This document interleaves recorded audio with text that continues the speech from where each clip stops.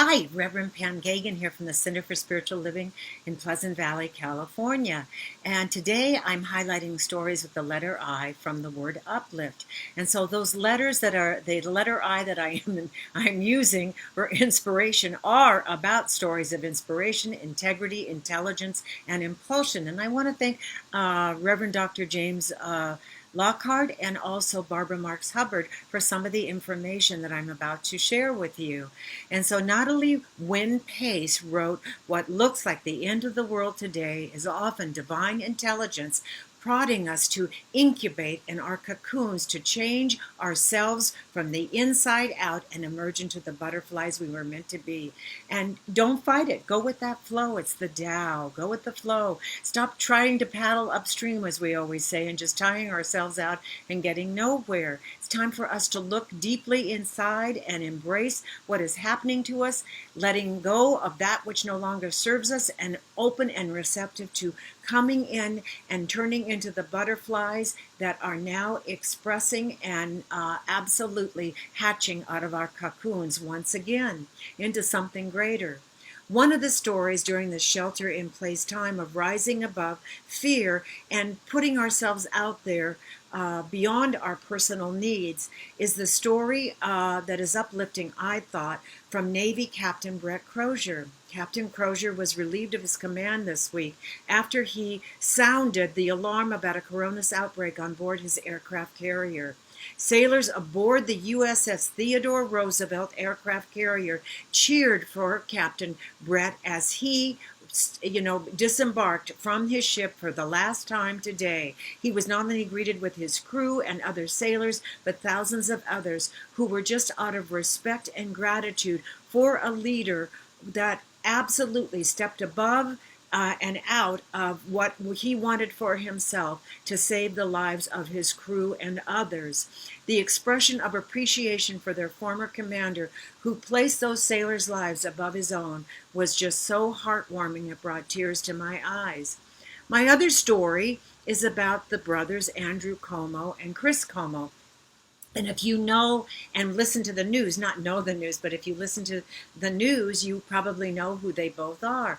Andrew Cuomo, of course, is the governor of the great state of New York, and he does a press conference every morning. And then his brother, Chris Cuomo, is the journalist for CNN, a journalist for CNN.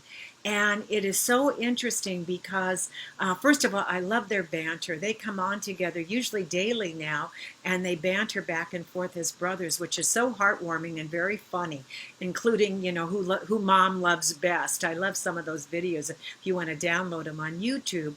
But what's so interesting is now Chris Cuomo, which is the baby brother, has contracted the coronavirus. And so he is sheltering in place in his basement because he doesn't want his family, including his mother, to contract the virus.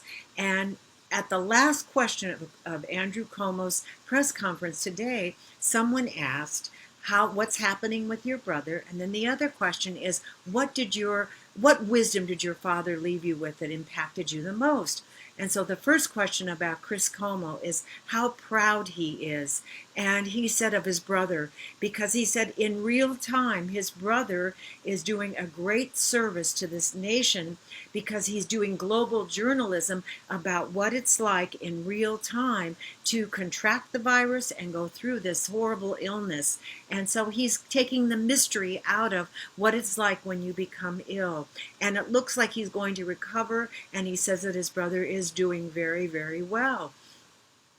He also said that his father, Andrew's father and Chris's father, Mario Cuomo, former governor of New York, he said that the wisdom that he left with him the most was that Mario Cuomo really admired Winston Churchill, who said, never give up, never give up, never give up.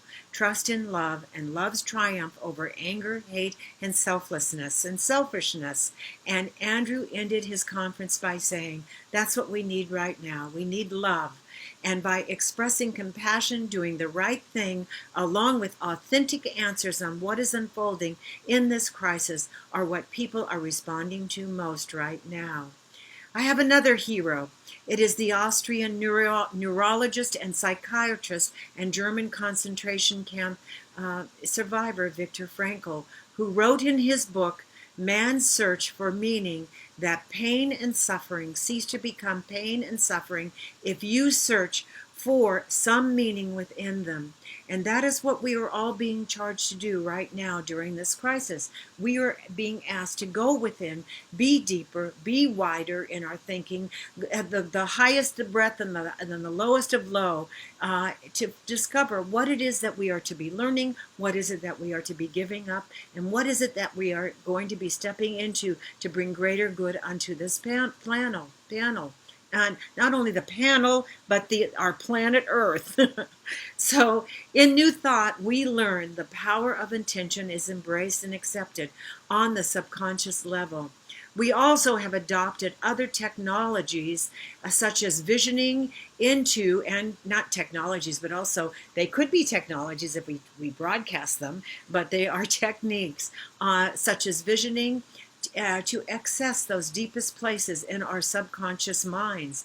And so the key is to practice these and other techniques, including meditation, contemplation, and selfless service daily to train our minds to be continually accepting of our highest good. When we stay focused in the absolute realm of our consciousness, and when we do our daily practices, ignoring any distracting conditions that surround us, focusing only on feeling that desired effect is already manifest brilliantly within our intuitive knowledge and is revealed in and through and as us, our evolutionary impulse is then being answered and called to and absolutely manifesting on this planet. We are manifesting this impulse in an increasingly complex and challenging living conditions, and we are each being called to listen deeply and open up to our personal and collective transformation. Who we are no longer exists, as I've said before. I say now, is this before BC, before coronavirus? The answers for our survival into our emerging future really, truly depends on what intentions we set now. Set your intentions carefully and set them in that subconscious that comes out and manifests in the world in a powerful, greater way, rising above those, your personal needs into the greater need for what the planet is requiring right now, that we can all live together and make this world that works for everyone. We practice our mystical and psychological faculties by going within and connecting to the subconscious to ensure that individuals and our community are all working together.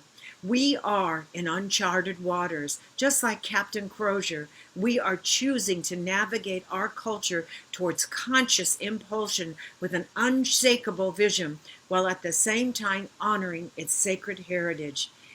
That is the point of being in this heart space right now. And it is not for the faint of heart to take on. It is for the strong in our belief system, that strong that stands on that rock, that just says yes to the highest good. I'm going to close with George Bernard Shaw, and it's an old quote, an old reading, but I still love it, and it's about the splendid torch. And he said, "This is the true joy in life. The being used for a purpose recognized by yourself as a mighty one, the being of a force of nature instead of a feverish, selfish little clod of ailments and grievances, complaining that the world will not devote itself to making you happy. I am of the opinion that my life belongs to the whole community, and as long as I live, it is my privilege to do for it whatever I can. I want to be thoroughly used up when I die. For the harder work I do, the more I live. I rejoice in life for its own sake. Life is no brief candle. For me, it is sort of a splendid torch which I've got hold of for the moment, and I want to make it burn as brightly as possible before handing it on to future generations." And that's what we're here for, to and pass on this bright light of knowing that God is, I am, and God is good all the time and always supporting us beyond any circumstance, all the time, no matter what. So I let you go. I love each and every one of you. You are the beloved in whom God is so well pleased. Namaste. Peace out. See you tomorrow.